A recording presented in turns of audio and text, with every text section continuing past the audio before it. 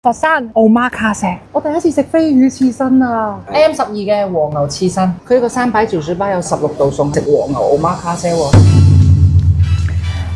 老實講一句啦，自從上一次去完香港食奧馬卡石之後呢，香港嘅朋友又話啦，可唔可以去佛山都試下奧馬卡石？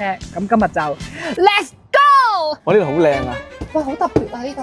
喂，你鋪滿咗鮮花啊呢度。菜，你咁講嘢嘅你？你好，歡迎光臨。一位揸一個拼桌的，好似啲香港嗰啲店啊呢度，佢唔係好大間㗎咋。82方係嘛？哦，你係老闆係嘛？嗱，我上網睇過啦，佢呢間店咧好評最多嘅咧就係佢哋嘅和牛。佢呢個3百90巴有16道餸係和牛入門嚟嘅。還有一個1288的，那個是和牛套餐。我想問398同你嗰個1000幾有咩唔同啊？和牛品質冇咁高啦，最高嘅時候食到 M9 以上。398這個好像是滿鮮嘅。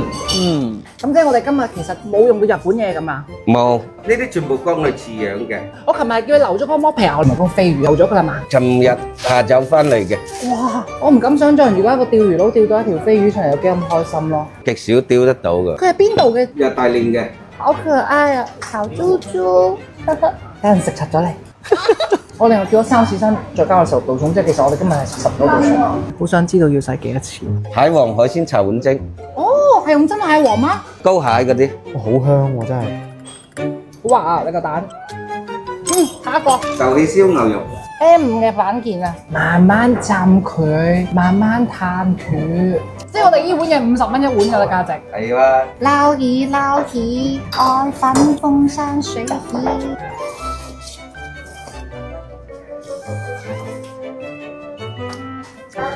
佢上起汁唔算特別甜，約級數嚟講嘅話唔錯。嗱，你要擘開個嘴先顯出你係大頭分啊！人哋廚師認得你。呢隻就係刺身3品，冰山甜蝦。3XL 㗎。作為經常食甜蝦大戶嚟講，呢啲甜蝦咁大隻，踩高爽。哇！呢個油甘肥啊！大油甘真係好爽，我平時食壽司郎㗎咋。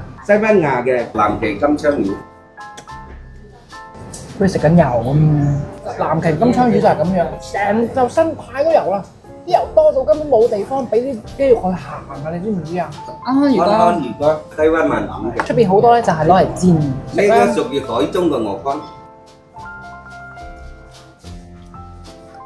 哇！唔腥，然後跟住夠滑，你好明顯食得出佢裏邊青酒嘅少少澀，然後跟住再加埋牛奶，所以食起身嘅話有奶香同埋酒香，好食啊！好濃係咪好香啊！好滑啊呢個係 M9嘅。 ！M9嘅牛油條，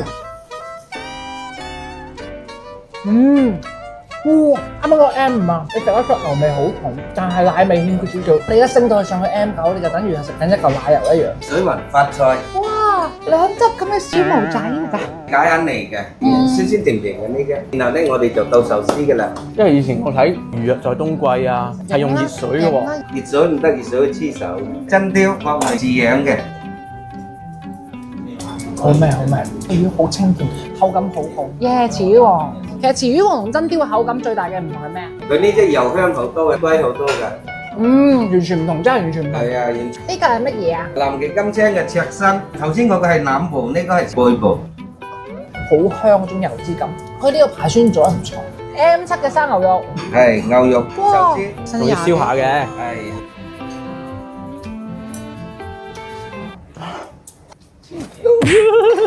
我太中意啦呢個口感，因為佢呢一嚿係可以攞嚟做刺身嘅，所以佢唔係烤得好熟㗎咋，應該係2成熟左右啦。係。耶！M12嘅和牛刺身，肉眼蓋啊！哇188。只見脂肪不見肉啊！呢啲白白雪雪㗎。哇！食起身嘅感覺就好似一嚿有肉感嘅芝士啊！你懂我的意思嗎？你試下放喺香港買啊嗱，500-600蚊啦！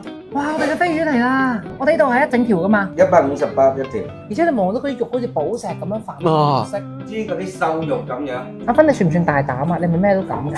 咩都夠膽死啊！咩都敢死啊？咁你夠唔敢同我結婚？我第一次食飛魚刺身啊！哇！佢口感都好特別。係啊，我試下呢個，呢啲係魚貝，出邊多唔多地方有呢種魚啊？唔多。唔同。哇！佢呢個魚，佢有油甘魚嘅嗰種實淨，但係有你鯛魚嗰種清新。我覺得魚就好似茶咁樣樣，唔識食嘅人你會覺得每一條魚都差唔多啫。但係如果你識得品嚐佢嘅話，佢浸出嚟嘅效果、飲起身嘅感覺都係唔同。我覺得魚生就係咁屌魚生咁樣。呢個就係我哋嘅剝皮牛刺身，188蚊。哇！你要咁樣剝㗎？陰公咯！啱啱阿芬就話算貴，師傅就話咧，我哋呢個係細剝皮牛，係要比大剝皮牛嘅肉做刺身嘅話，會好食好多。嚟啦，呢個份量嘅話唔算少吧？然後跟住如果你哋喺出邊有食過剝皮牛刺身，你就會發現佢哋係基本唔會整個乾俾你食㗎。我哋用清酒洗過之後蒸嘅。我先咁樣食一啖試下嚇。佢真係同大剝皮唔同嘅喎，佢口感會脆好多，好甜。有魚乾同冇魚乾嘅感覺完全唔同。完全唔同。哇！個乾就係爆炸油，佢個乾實太香啦！剝皮牛其實得個甜同埋得個口感嘅啫，但係佢即刻令到你個剝皮牛搖身一變有少少藍鰭金槍魚嗰種感覺。嗱，呢個係定哥蜜瓜喎，400幾蚊。係咪啊，哥哥？仲有咁我哋今日餐幾錢啊？1330蚊。今日總共食咗3個刺身單點，然後跟住我哋仲食咗2位omakase。今日咁樣398蚊，你會睇到其實我哋食嘅每一樣嘢唔同口感、唔同嘅味道。你問我覺得呢一餐嘢值唔值？老老實實講，我哋和牛轉嘅比例都唔少㗎。我哋最 cheap 都係 M5喎，去到出邊其他地方可能呢個價位，我自己覺得啊。應該食唔到咁樣 M12嘅刺身咯。佢話佢哋自己本來就係做和牛魚嘅一個批發。比如說別人拿貨呢，可能要拿1條魚、2條魚，然後我們拿貨是半條魚，這個魚用不完我就丟，也丟不了多少，那我的損耗就會小到很多。因為你們自己有貨源，對，你們就是批發商，所以現在你們就自己開店，就不想讓別人去賺這個錢了。對，從源頭去斬斷別人的後路，對，不讓別人有活路走了。對，我們以前。